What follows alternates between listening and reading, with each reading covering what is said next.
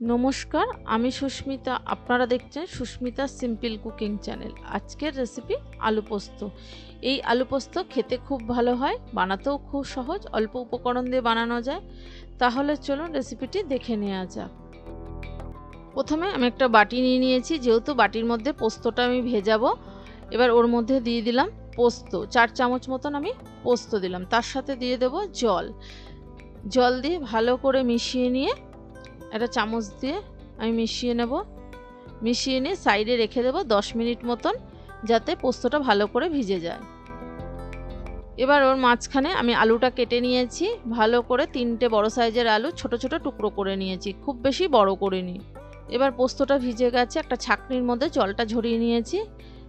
Mixing বাটির মধ্যে পোস্তটা দিয়ে দিলাম, তার সাথে দিয়ে দিলাম 3টে কাঁচা লঙ্কা আর দিলাম সামান্য জল। ঢাকা বন্ধ করে একটা মিহি পেস্ট বানিয়ে নেব।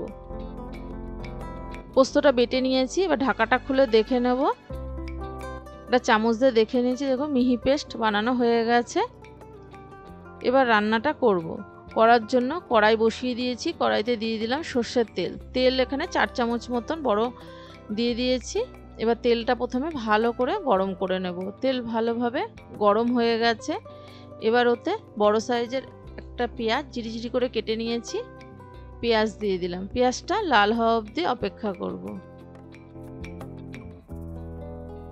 পেঁয়াজটা লাল হয়ে গেছে, এর থেকে আর বেশি লাল করব না। একটা থালার মধ্যে পেঁয়াজটা তুলে নেব। প্রথমে এই পেঁয়াজটা আমি লাস্টে ব্যবহার করব।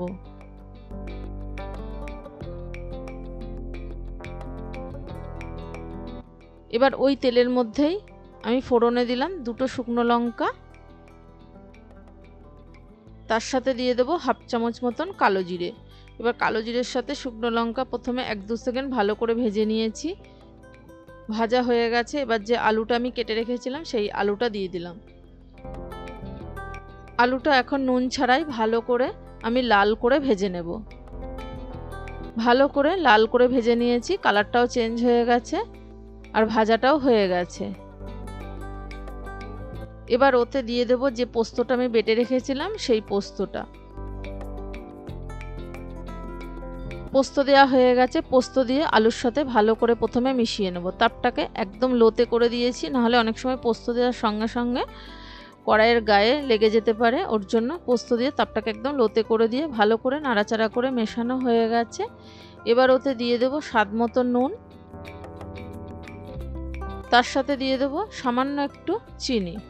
নুন চিনি দিয়েও ভালো করে আলুর সাথে পোস্তর সাথে ভালো করে ভেজে নিতে হবে। পোস্তটা ভেজে নিলে খেতে খুব ভালো হয়।